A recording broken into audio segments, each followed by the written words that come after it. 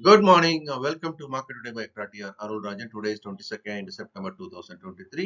இன்னையோட pre market இன்ஃபர்மேஷனை பார்க்கலாம். நேற்றுக்கு முடிஞ்ச அமெரிக்க சந்தையானது சற்றே குறைந்து முடிந்திருக்குது நம்ம பார்க்கிறோம். Tau Jones -0.01%, S&P 500 1.64%, Nasdaq 1.82%. So இந்த இறக்கம் என்பது ஆசிய சந்தைகள் பிரதிபலிக்கிறதா நம்ம பார்க்கலாம். ஆசிய சந்தைகள்ல பெரும்பான்மையான சந்தைகள்லாம் இறங்கிய வியாபாரமாகி வருகிறது. இதுல ஹாங்காங்கோட ஹாங்சாங்கும் சங்காய் சீன சந்தை மட்டும் ஓரளவுக்கு சற்று ஏற்றத்துடன் இருக்கிறது. மற்றபடி எல்லா சந்தைகளுமே இறங்கிய தற்போது வியாபாரமாகி வருகிறது. ஸோ இதனுடைய தாக்கம் நம்ம சந்தையிலும் எப்படி இருக்கலாம்ன்றது பார்க்கலாம். நம்முடைய கிஃப்ட் நிஃப்டி இன்டர்நேஷனல் மார்க்கெட்ல டாலர்ல வியாபாரம் கூடிய இந்த இண்டெக்ஸ் அப்படின்றது இன்னும் ஒரு கேப் டவுன் தொடர்ந்து பார்த்தீங்க அப்படின்னா 3வது நாளாக ஒரு கேப் டவுன்ல இருக்கிறது நம்ம பார்க்குறோம். ஸோ இந்த கேப் டவுன் அப்படின்றது தொடர்ந்து 3வது நாளா வருது. இன்னும் கொஞ்சம் இறங்கின பிறகு ரீபவுண்ட் ஆகுமான்றதை நம்ம பார்க்கலாம். இப்போதைக்கு இறக்கம் தொடர்வதற்கான வாய்ப்பு அதிகமாக தான் இருப்பதாக பார்க்கிறோம். நிஃப்டி நம்ம போட்டிருந்த அந்த லோவர் ரேஞ்ச் 19,700 அதை இப்போ அப்படியே ஜஸ்ட் பிரீச் பண்ணிட்டு இருக்கிறத நம்ம பார்க்குறோம்.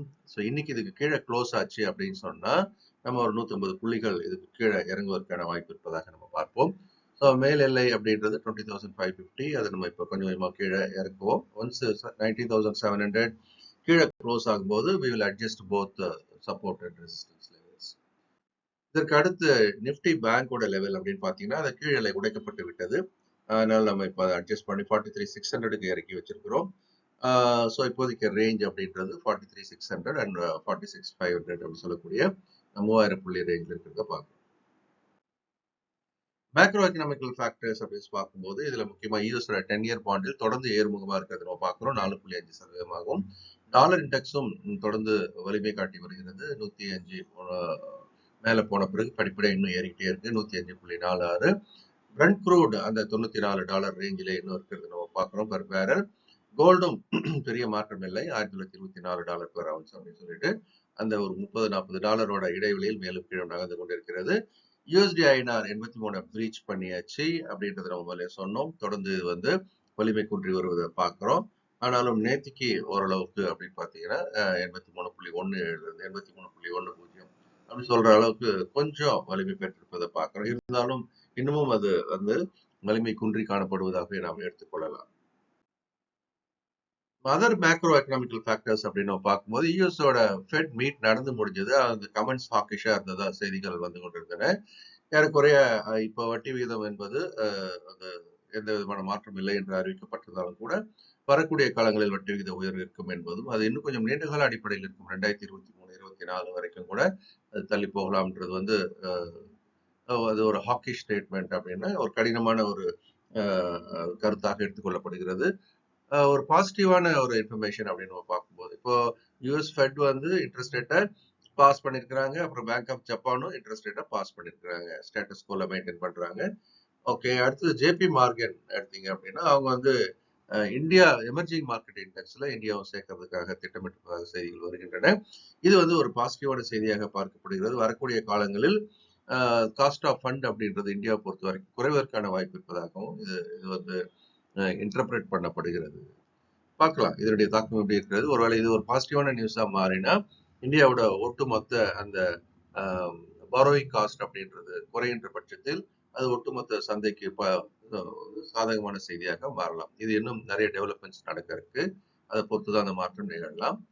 இதனால ஒவ்வொரு வருஷமும் தொடர்ந்து சுமார் $2 பில்லியன் என்ற அளவுக்கு சந்தைக்குள் வருவதற்கான வாய்ப்பு இருப்பதாகவும் அதன் மூலமாக காஸ்ட் ஆஃப் ஃபண்ட் குறையும். 2வது டாலருக்கு எதிரான ரூபாயின் மதிப்பும் அப்படின்னு பார்த்தீங்கன்னா உயர்வதற்கான வாய்ப்பு இருப்பதாகவும் எதிர்பார்க்கப்படுகிறது. எஃப்ஐஸ் 2வது நாளா தொடர்ந்து 3000 கோடிக்கு மேல விற்கிறாங்க. ஏற்கனவே தொடர்ந்து கடந்த சில தினங்களாக விற்பொருளாக இருக்கிறார்கள், தொடர்ந்து விற்று கொண்டிருக்கிறார்கள்.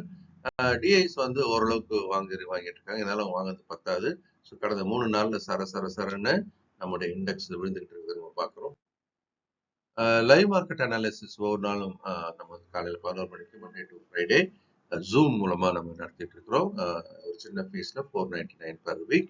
வெப்சைட் ECTRA.in மூலமா போய் நீங்க ரெஜிஸ்டர் பண்ணிக்கலாம்.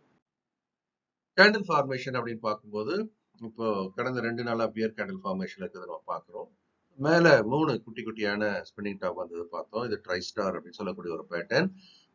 இந்த மாதிரி 3 வரும்போதே நம்ம ஒரு இண்டிகேஷன் சொல்லியிருந்தோம். இது இறக்கத்திற்கான ஒரு அறிகுறி அப்படின்றத நம்ம அப்ப பேசியிருந்தோம். அப்போ 20,250 தடுக்கப்பட்டது, கீழ் நோக்கி இறங்கி விழுந்துட்டு இருக்கு. இதனுடைய முக்கியமான ஆதரவு எங்க? 19,600. இன்னொரு 100 புள்ளிகள் அளவுக்கு இறங்கி வந்து இந்த இடத்துல ஆதரவு எடுத்தால் ஒரு தற்காலிக ஏற்றம் வரலாம். அது உடைக்கப்பட்டால் 19,250 நோக்கி நகரலாம். இந்த வீடியோ உங்களுக்கு பிடிச்சிருக்கும் நம்புறேன். லைக் பண்ணி ஷேர் பண்ணுங்க. உங்க கமெண்ட்ஸையும் போடுங்க. இந்த நாளும் இனிமையான நாளாக இருக்க என்னுடைய மனமார்ந்த வாழ்த்துக்கள்.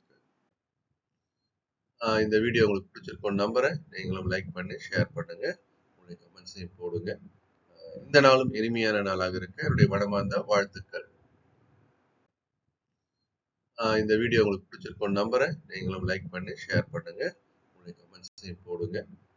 இந்த நாளும் இனிமையான நாளாக இருக்க என்னுடைய மனமார்ந்த வாழ்த்துக்கள்.